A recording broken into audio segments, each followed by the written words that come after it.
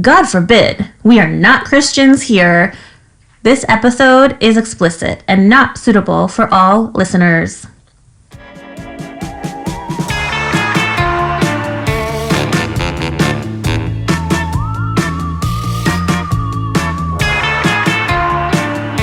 Welcome. You are listening to Bewitch Banter with two best friends. One skeptical, Amy. And our resident believer, Krista.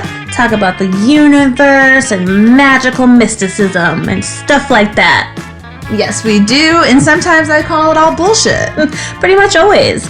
But really, though, we do talk about the spooky, the spiritual, the paranormal, religions, cults, and I think I said religions already, didn't I? Yeah, we're a little brain dead today. Where I like to bring us back to Earth and talk about how the science community debunks all this shit. For sure. However, she needs to get right with the universe, y'all, and what some of these crazy Christians would say, right with the Lord, who I'm covering today. God bless. God bless. And if you enjoy this episode, you should rate, review, and subscribe. Yes, please. And follow us on all the socials. IG, TikTok, at Bewitch Banter Podcast. Yeah, we are trying to hustle out here. Hustling. Yeah, we're trying to build a media empire. So that is actually not far off from the gentleman I will be covering today, who is now a disgraced televangelist who had his own media empire, or family's media empire. So are we talking about a cult? It's not a cult, but it is well, you know what? In your eyes, it would be a cult. It's a crazy right-wing Christian family that brought basically a lot of Republicans to the bench today. And so this story's got everything from, like I said, dirty sex to shitty religions, Christianity as always, shitting on that, to Trump. So mushroom penis. Yeah. It's got it all. Exactly. So there's some crazy shit going down, and scandals and affairs and the fall of the family dynasty. Interesting. Yes. So being that we're not raised and are not crazy Christians, we probably didn't know about the Falwell family. Have you heard of them? Mm-mm. I hadn't either until I started doing this research. How did you find out about this anyway, to begin with? with? This is all from a documentary on HULU called God Forbid. Hold on, let me get the exact name of it. Have you watched it? Yeah, I watched the whole thing. It was really good. Okay, I'll have to watch it later. Okay, God Forbid, the sex scandal that brought down a dynasty. Cool. So that will be me later tonight. I'm gonna be laying on the couch, probably watching that. Yeah, it's really good. It got, as like I said, all the sex, the scandal, all the things we love to talk about. Episodes. One episode of I think it's a 2-hour documentary. Okay, cool. So let me get into it. Okay. Remember how recently I declared that 20-somethings were canceled in my 20-somethings? Yeah, just in my dating life. Oh, that 20-somethings have no game? They ain't got no game, therefore they are canceled in my dating life. Oh, that's right, because no foreplay. No foreplay, or no dick in general, or couldn't get it up, but that's neither here nor there, because after watching this documentary, he's not even a character, it's a real person, it's his real story, Giancarlo Granda, who's only 20 years old when this all happened to him. But he had me rethinking, because he's a real cutie, about the 20-something rule. However, I'm really actually not trying to joke, because what happened to this poor young man was absolutely predatory behavior by Jerry Falwell and his wife, Becki. Falwell Jr., I should say. So the dynasty that Giancarlo brought down was none other than the infamous American pastor, televangelist, and conservative activist and founder of Liberty University, which is where Trump will come in later, Jerry Falwell Senior. Okay? Liberty University in Virginia? Yep. Oh, that's right where Patrick lives. Okay, I was going to say he worked there. I was like, oh shit, No, he doesn't work there. run. They wouldn't accept your kind anyway. No, I think he lives right next to Liberty University. Yeah, it is in Lynchburg, so exactly. Yeah, because he lives in town over, I guess. And yeah, because Corey asked one day, he's like, does he work there? And I was like, no. Thank God. I don't think he would. Literally, pun intended, thank God. So this is the story of Giancarlo, who brought down the Falwell family almost pretty much single-handedly, which is pretty fucking awesome. He brought down the university's name and reputation, and again, the whole Falwell family name. So is Liberty University like where rich kids go? Is it expensive? It actually isn't too bad. I have that at the end. I think it's averaged at $29 a year. That's a lot, though. Really? I thought it was pretty cheap, because I feel like Michigan was like $50 back in the day for my sister. Wow. And AC was always super cheap. Now it's getting up there, as we know, but I think mine was like $6,000. Oh, really? Well, in-state tuition. Yeah. Because that's where they make all their money is out of state or out of country. You pay twice the amount in-state people pay. Yeah, I knew that, but I thought it wasn't that bad. But maybe it is. I don't know. I was very. I mean, it's all a rip-off anyway. Let's be real. Right, exactly. It's all BS, as we know. So, all right. So here's a brief quote from the movie. It's a Variety article just to set the stage, all right, of the whole story here.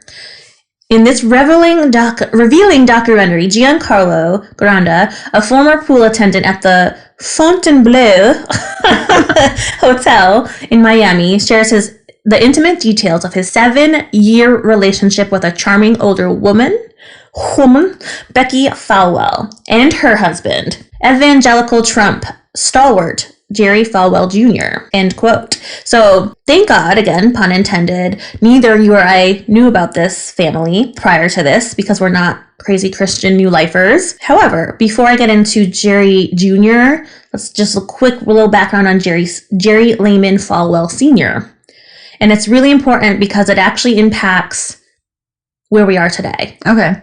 As far as our conservative justice bench and why Roe is overturned. Oh, interesting. All right. So Falwell Senior, it's actually almost a shame that we don't know who he was because of all the impact. He laid the groundwork back in the 80s, getting Reagan elected, and then making it the long game and the long con, as this documentary kind of couched it as, to make sure that the Christian right could usurp and overtake the Republican Party.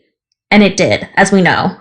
And here, so to this day, because of this guy, all the way back in the 80s, where were we at today? Wow. So again, religion and politics, you know, as we discussed last week or the week prior in the mob episode, like, it's just hand in hand, corruption and religion. So here we go. Jerry Senior, again, was the founder of Liberty University in 1971 and Liberty Christian Academy in 1967. Also a pastor of Thomas Road Baptist Church, which was a crazy-ass mega church in Lynchburg, which Patrick probably also lives near. Again, Jerry Sr. had all of these crazy Christians locked and loaded in his pocket to do his bidding for him politically. Okay. So, as I just said, as money comes power, but the scariest thing that Falwell Senior founded or co-founded was the Moral Majority Party in 1979. The what? Yeah, I never heard of it either. I was going to ask, that was my next question. What is it called? It's called the Moral Majority Party. And it's an actual political party that, again, he used as the Christian right-wing arm of the political process all throughout the 1980s, as I said, because he played a huge role through that, all of his church work and shit, pastoralizing, whatever, proselytizing, through the mobilization of getting these conservative Christians to move as a political force. No. So the Moral Majority, I had never heard of it either until I watched this movie or documentary. But it's kind of like scary that we didn't know about this history lesson because, again, as I said, Jerry Sr., in forming the Moral Majority Party, was able to commandeer basically in the entire Republican Party and fill it with conservative Christians, who, as we know, are a very powerful political force with the past orangutan president election. All right, so we just described the moral majority. That pretty much clear how Jerry Falwell Senior really impacted. Again, he was playing the long game politically. Okay. And we'll get to that I feel like Republicans are good at that. Yeah, they are. And it's scary. Like, what I'll get to down the way, I don't know. I think it's more nefarious, right? Because we don't expect it. Like, obviously, we didn't expect Trump to actually be a candidate, let alone the fucking president. So. Well, I do think it was a learning lesson for lots of people. Because I remember my last job, like, after Trump won, and it was, like, time for elections, there was, like, a bunch of people at my job who were older. And said it was the first time they ever voted. So I think a lot of people woke up. Wow. Like 40 plus, and they were saying quite a few of them were like, oh, they actually like kind of woke up and realized, oh, this shit actually matters. It does. Yep. But the one issue in particular that Falwell really fought for Senior back in the day was abortion. And that's the issue he latched the fuck onto. And that's what I'll point to again for the rest of the episode without going overboard on time.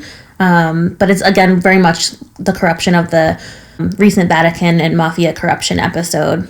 So, separation of church and state, not quite, even though we fucking claim it in this country. All right, another quote from this Variety article recapping the documentary. Real quick quote, just again to give you, now moving on to Jerry Jr.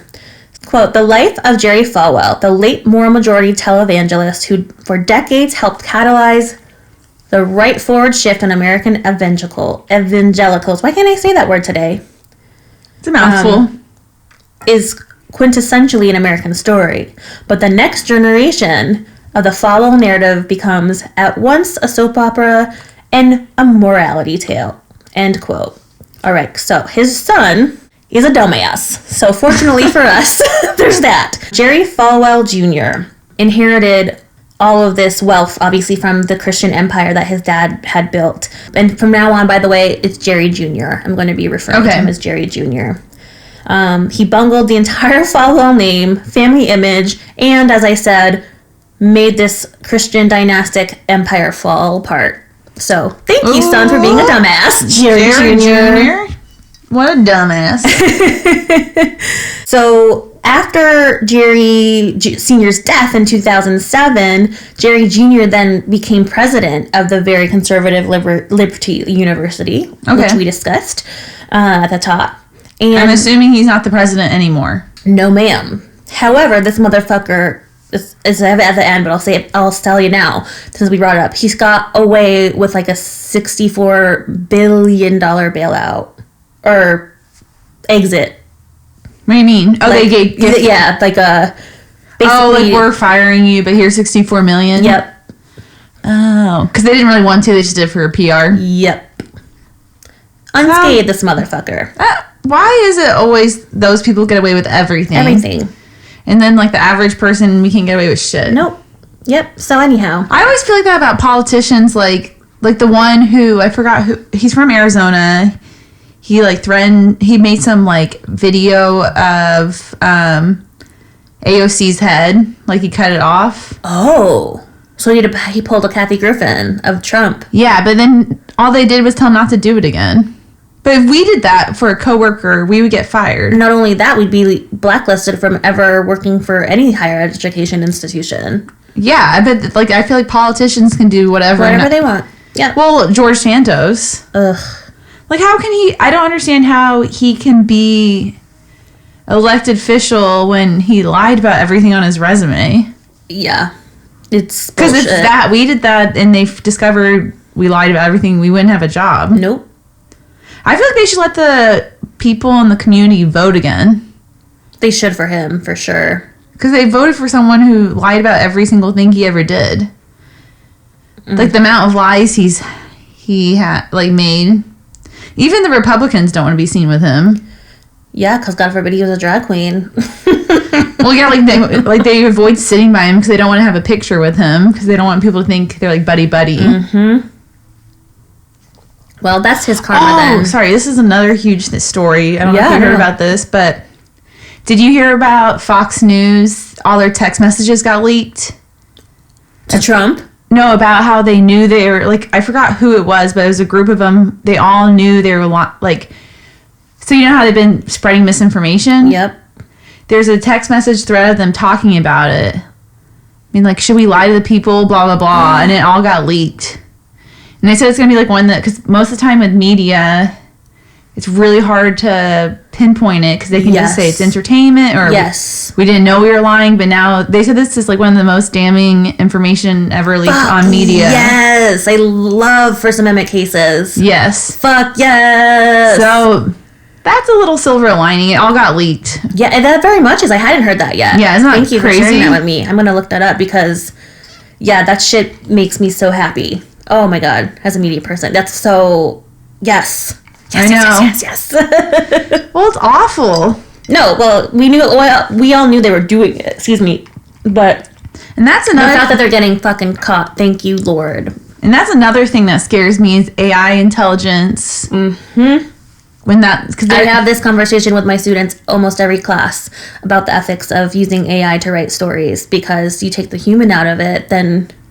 Yeah, and I saw this clip. It was on like Bill Maher show where he was showing Obama and Joe Biden having a conversation, and it looked real. Mm-hmm. I would never have known, but he said it was all AI. And the deep fakes? Yeah, like making them say stuff that's not real. And I'm like, that's so scary. Really scary. There's one with Tom Cruise. You should look that one up. It looks exactly like him. The actor has his mannerisms, everything. What is he saying? But just, I don't think it was anything political. But it was just like for fun? Yeah. Oh, okay. But it was, obviously, if you can see it, if they're doing it with leaders, that's even more scary. So I know. I was like, fuck, here we go. Yeah. Buckle up. I mean, Skynet's been here, which is, do you know what Skynet is?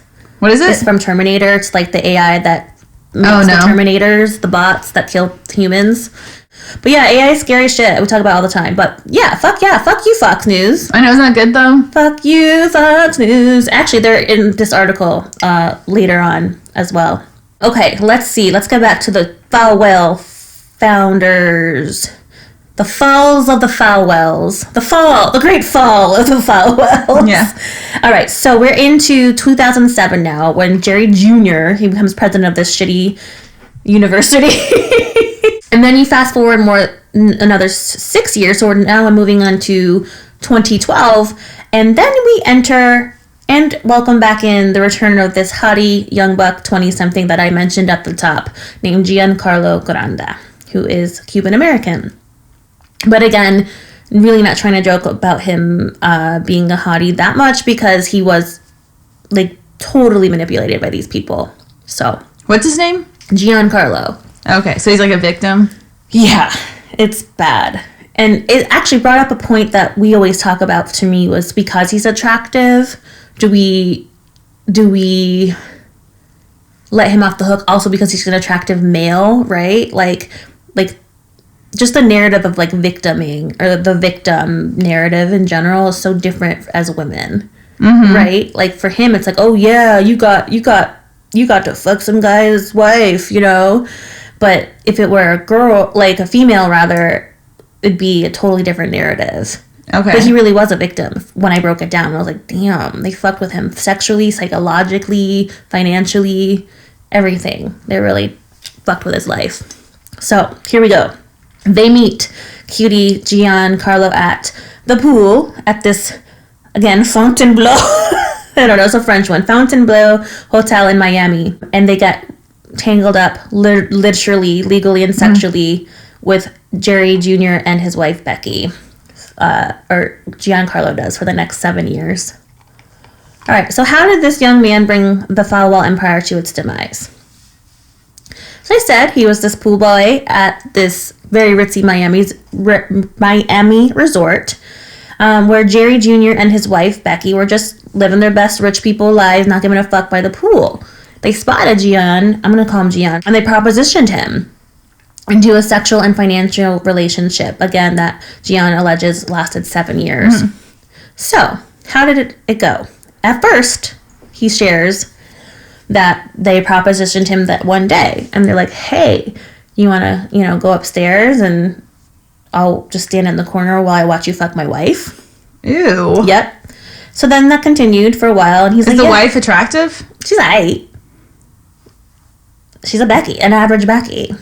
That's really weird behavior, though. Yeah, I'll show you pictures, and they're really awful humans, because eventually this scandal or this affair goes on for a while, as I said, years, and they actually introduced Gian to their children. Sickening, right? Like, To have sex with them? no, thankfully not that far, but like, just like, because he became so ingrained in the family, and he was like always around. Okay. So it started, they propositioned him that one night, and all he's thinking is, oh, hell yeah, I'm a 20-something who wouldn't want to, have some fun, right? Yeah. So it continues, and it goes on. And then it would first, again, it would just be Jerry Jr. jacking off in the corner, watching them fuck. Ooh, creepy. Yeah, so Ugh. creepy one, number one. Then Gian states that it escalated very shortly after. He'd be in the corner watching them jerk off, and then, it's so gross. Then Gian says something like, then Jerry would go in for round two. He would what? He would so Gian would be done fucking Becki, and then Jerry would go finish her off for round two. So he'd fuck his wife after Gian was done with her. Right after. Yeah, pretty gross. This is so weird because they're like pretending they're all Christian. Yep, bingo. And then they try to tell gay people that they can't have sex, and they do that kind of stuff. Mm-hmm. All fucking hypocritical motherfuckers, as we know. All right, so as the relationship progresses, Becki actually becomes basically Gian's legit girlfriend. And they have this weird relationship, but this good thing that they did, because as his little girlfriend, old ass cougar, manipulative predator girlfriend, she was like 40 something, he's 20 years old. There's a lot of text and video chains from their sexcapades. That would be one of the smoking guns of video evidence of her naked that would help bring them down later. So the 7-year relationship commences, and as I said, these motherfuckers were so not only sexual predators, as I've outlined, but they have this young, impressionable man who's already being manipulated, as I said, romantically and psychologically, but they don't stop there. These motherfuckers start a very long con, as I said, with him. But so is this guy a person of power? Why do they target him, I guess? Because Becki just wanted to fuck him. Oh. And actually, it's really funny. This is a great question you asked. Her name is Becki. I know, right? Average bitch. Bitch. So basically, she was just like a hoe bag and wanted to fuck him. And she had these sex fantasies about younger men, which came out later that he wasn't the only one that they targeted. Wow. Yeah, the only one that came publicly and told his story bravely. The thing that was really funny, though, one of the reporters interviewed, to put it into context, was Jerry Jr. obviously had a lot to lose. He had, building this empire and being the president and fame. So he had to keep his wife happy, right? And keep her by his side, because she was part of the package deal of their brand, essentially. Okay. And so the reporter was like, well, he had to keep his wife happy, and to keep her happy, she was only she was only happy when this 20-something was balls deep in his wife. Oh my God. But I was like, yes, good. Meanwhile, as you said, they're supposed to be Christian, pious. Yeah, it's almost like if he was, in a way, that's kind of like he was gay. Could be. I mean, it'd be like watching a guy do it. Yep. And he probably was against all that stuff, right? Mm-hmm. I'm just assuming. Yep. Why is it always the crazy Christians are the most dirty of all? Because they are not allowed to let their freak flag fly. Yeah, I guess they're repressed. Exactly. Mm-hmm. Kind of like how I can't be a hoe bag, so I talk about fucking all the time. Same concept, but mine's obviously much more moral. Okay. Just a sad life not being able to be a hoe bag. It is, kind of. Okay, so as I said, these motherfuckers are such predators. And back to them only wanting him for his body. This is a really brief quote again from Variety. Granda is his own best advocate as he describes a couple who, he says, crave his body and were willing to discard the rest of him. End quote. So it's fucked up psychologically for anyone. Yeah. You know, F that. Well, and also he's young. Exactly. So young and impressionable, which moves us not only now on to the financial manipulation and scandal and control. Okay. Right? So these two have a lot to lose if Giancarlo starts talking, or Gian starts telling the press about these supposed figureheads of this religion that they're freaks. And they're fucking with a 20-year-old. Well, and then they're televangelists, right? Yep. Okay. Yep, exactly. And so they know this, so they have to keep the control, keep him tight, right? And so how do they control people usually? Money. So pretty much paid him hush money. Kind of. But instead, they went a roundabout way of doing it. Okay. They offered him equity in real estate deals and contracts. And then for about the 7 years that this went on, he was also offered to buy a property, look into it, finance it, and run. It was like a nightclub / restaurant that this 20-something's running and getting all this money. So did he threaten to tell people? Or not until the very end. And I'll tell you why. And Trump's involved in that. Okay. But, before even threatening, they knew, gotta keep him hush-hush. So is he really attractive? He's cute. When you looked at him? Yeah. He's cute. Latin, of course. So I'm like, what's up? Yeah. And so here he is down in Miami running and operating this restaurant bar on behalf of them. And in order to keep it going, he needed some capital, obviously, right? Yeah. And investors. And so what he does, he sees one of his old friends, and essentially this old friend and his dad are like low-level thug hustler types. Yeah. And so they see all this money coming in from this white couple, and they latch on immediately. Okay. And somehow become de facto legal business partners with Gian, Jerry, and Becki on the legal contracts of the real estate deals. And that's going to come back to bite them in the ass. So don't put shit in writing, folks, if you don't want it. Yeah. I learned that the hard way in 6th grade. What'd you do in 6th grade? I just wrote about my teacher on a note, and she's like, my parents were like, and they read it to my parents. No, what'd you say? I can't remember. I think she said she was fat and boring or something. Oh my God, Ames! It wasn't nice. Imagine if one of your students said that to you. Yeah, it wasn't nice. And then I learned that you don't put, my parents were like, that's why you don't put stuff in writing. You can't ever deny it if it's in writing. So I learned that in 6th grade. Wow. Maybe I just said she was boring. Hopefully I hope I didn't say she was fat and boring. Man. She was a math teacher. Poor lady. Oh, I had a fat math teacher too.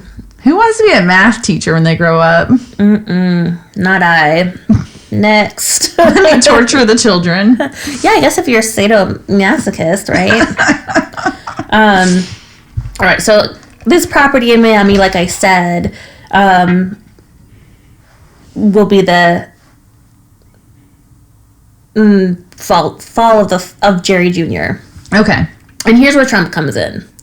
So now we're in 2016, or leading up to 2016, where, again, Becki and Jerry are very powerful people because of all their money and the audiences they have and their fame. So they have this powerful network of people around them, including Trump. And back at that time, this was when we were like, oh, Trump's just running. It's a fucking joke, blah, blah, blah. This is publicity stuff. When we were naive. When we were very naive. And Giancarlo had been to be a fan of Trump before the presidency because of the Apprentice bullshit. You know, how he got most of his followers. Well, it's so funny he's seen as a businessman when honestly he's only like stolen. He's a snake oil salesman. And he's like in debt up to his eyeballs.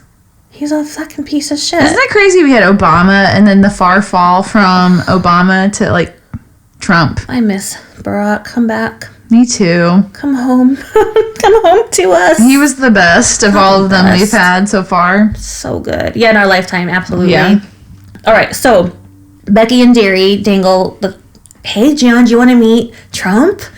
And they're like, he was like, yeah, hell yeah, I'm so excited. And so they did. They brought him around, and there's actually a photo of them leaving a tarmac with Becki, Jerry Jr., Trump, and what's his name? The guy that went to jail, his former lawyer, Michael Cohen. Yeah. And Michael Cohen, as I say in this documentary, noticed this young kid. He's like, who the fuck's the kid? This is weird. Yeah. And he knew, being the good lawyer that he is, was like, this is not good, Trump. You can't be hanging around these people with this type of scandal. Yeah. And so, even back then, they were getting into some shit, and they thought they would get away with it, but they didn't, because let me circle back. Sorry. So Trump, leading up to transforming from the entertainer asshole apprentice dude he is to candidate for president in 2016. And Jerry Jr. was one of the very first evangelicals to support the orangutan. And because of Jerry Jr.'s endorsement, he got so many other televangelical leaders involved. Oh, I guess... Sorry, this is off topic. Yeah, no, it's okay. But kind of on topic. So I guess Trump is pissed because the evangelicals don't want to back him in this campaign. Yeah, why would they? Because they got their what did we call it? Egg on them face? Yeah. Right? Because they know how publicly they're seen as hypocrites. Yeah. Because they did the first campaign, but now they're like, now we don't want to. Yeah. Nope. Which also, I'm like, how can he run for president when he literally caused an insurrection of the Capitol? Right. How is that still even allowed? I don't know. I can't with this motherfucking country or that motherfucker. It is like living in a third world country. Oh, God. All right. So back to your point, actually, my next sentence is that Jerry Jr. got all the crazy Christians on board for Trump, even though this motherfucker was a pussy grabbing, divorced with 3 kids by 3 different women. Like, yet they still back him, and they're supposed to be holy God people. Yeah, I don't really know how he won the Christian vote. Because of Jerry Senior and Jerry Jr. Yeah. Money, right? So in exchange for the money, Trump took it and ran. He still dam up river just like he does everybody else. Mm-hmm. Because, cut to 2020, we're having this horrific presidency for 4 years, as we're talking about. We have COVID, social and racial unrest, all culminating in the insurrection on January 6th. Those were dark days. They were awful. So by this point, Giancarlo starts seeing the light, right? He's like, oh, hell no. A, I don't like Trump, but B, this old-ass couple has been manipulating me, and he actually openly discusses suicidal ideation because he knew he was getting played and didn't feel like he could speak out because of the power they held. Oh, I'm sure. It'd be probably terrifying. Yeah, and so he really was a victim in this. But he's seeing the light after the insurrection. He's like, oh, hell no, I'm not about that. And as Trump starts to cause all this horrific havoc across the country, it's really bad PR, obviously, for the Falwells because they had backed him for so long. And because of that, do you remember Giancarlo's former business partners, real quick? The real estate? Oh, yeah. Yep. So they want to capitalize on this press, and they claim that they were illegally / shortchanged or cut out of the ownership of that property unwillingly or unwittingly. So they claim that, something's financially with the land deal. All right. So they sued the Falwells, this other party, and Gian.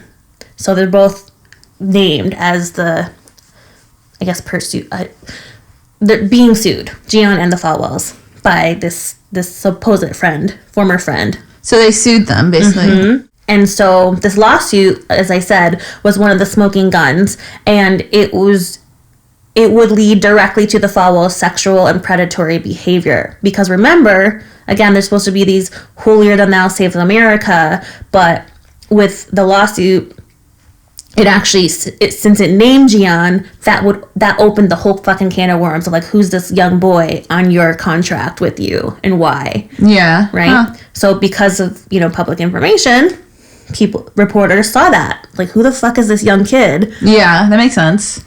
And so... how old are they? I want to say 50s probably now. Okay. And again, with kids, like this whole 7-year affair, they like bring Gian as part of the family. He's always around. It's just sickening. Right? Yeah. And so in the meantime, you know, Gian's like having all this depression, and he said, I want out. Give me $600K. I'll go away. That's it. That's all it's gonna take from you. 600, and then that's a lot. Yeah, and they kept promising it. Never happened. He's like, I just want my clear name and my title. Just fucking pay me out. Yeah. Never did it. And they ignore it, as I said. They probably regret not just paying him the $600K. Sure do. And since they ignored him so much, Gian smartly retains a lawyer and says, fuck this, I'm going public. And good for him. Jerry Jr. panicked, and so they got ahead of it and did some bullshit media tour, but Jerry Jr., by the way, no surprise, was like a known drunk, and it was always stated from students and colleagues at the university that he always reeked of booze. And that points to him trying to get ahead of Gian's story, exclusive, and he's wasted, very clearly wasted. I think it was Fox he was calling in. I'm not sure exactly, so don't quote that, but he was like, yeah, well, just because my wife had to get involved with the pool boy, like basically blaming the woman and his wife publicly about this young kid. On national TV, wasted. Oh my god, imagine waking up with that hangover. Ooh, buddy. Then you turn on the TV, you're like, shit, I called Fox News last night. Yep.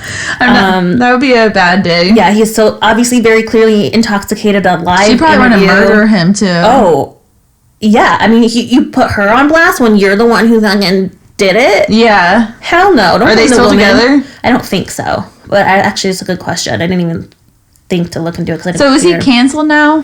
Mm-hmm. Like he doesn't have the network anymore? Unfortunately. I think I asked that top, right? You said they paid him out? They paid him out of the university, but I bet you they still have some followers on the 100% media network, you know. Well, remember, who's the guy who would get male prostitutes? He was a televangelist too. He's so creepy. Name. What's his name? I don't know. His eyes creep me out. So not. But yeah, so obviously they're all hypocritical fuckers because they're repressed. So he's wasted on Fox News. Yeah, my wife come with the pool boy. Type of shit. And thank God, Gian's exclusive came out next day on Fox News, and it was fucking explosive. It was so good. And that was the 1-2 punch that exposed them. And so basically, did he just come forward about all the sex scandals? Yep. And that, of course, Jerry Jr. still tried to be an avid Trump supporter, but Trump was like, nah, man, you paid me, I got the money, and I ran. And I got the Christian vote out of you. Bye. Oh, he wants nothing to do with them, too? Mm-hmm. So, yeah, on top of Jerry Jr.'s reputation being completely demolished, enrollment at Liberty University and their congregations dwindled. While Liberty University is still in operation, the damage to the Falwell name, Dynasty, and power are done. However, caveat back to the top, I think they may have won, unfortunately, or Jerry Senior in his grave is happy because it's arguable, as I said, that Jerry Senior's long game worked in getting his conservative bench, because here we are in 2023 with Roe overturned, even despite the demise of his own son. He got what he wanted on a conservative bench for a conservative America. And by the way, have no mercy on Jerry Jr., not that you did, because according to Fox News, Jr. walked away with, $10.5 million payout. Wow. So 60 was a little high, but still. 68 million? $10.5 million payout. That's still a shit ton of money. Yep. And as I said, Liberty University is still in operation. It's roughly $29K a year. And honestly, it looks a lot like the copy. Of course, I had to go from a copywriter and go that I used to have to write for Ed+. So that is the story of the sex scandal that brought down a Christian dynasty. Cool. I like it. It was good. And all thanks because this young man had the bravery to share his story so publicly, right? I mean, that takes a lot of balls. A lot of balls. Pun intended. To balls deep in Becki. To come forward and talk about your, sex escapades. Yeah. Absolutely. With an old lady and a creepy guy jerking it in the corner. Yeah, and especially those with that much power, because they could have easily made him go away in many other ways. But I know, right? What's that show? It was about like they would kill people off in the government. What's his name? House of Cards? Yeah, House of Cards. Yeah. It makes me think of that. 1000%. That shit is real, man. It is, and it's scary. It's really scary. That's why I didn't do investigative journalism, because fuck that. My life's way too important. Sorry, America. And since both Amy and I are not Christians, we really can't find any toot toot beep beeps for good old Christians. So sorry, no toot toots this week. Have a great one. All right, well, with that, hope y'all enjoyed this episode. Please rate, review, and subscribe, and follow us on all the channels of Bewitched Banter Podcast. Peace, Bewitches. Peace.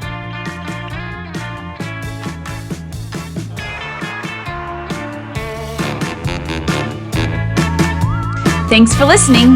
Check us out on Instagram or bewitchedbanter.com. Suggestions for the show? Emails at bewitchedbanter@gmail.com. Credits, Music Phantom Fun by Jonathan Boyle from premiumbeat.com. Podcasts edited and produced by Krista Hins and Amy Holt. As always, if you enjoyed, please rate, review, and subscribe.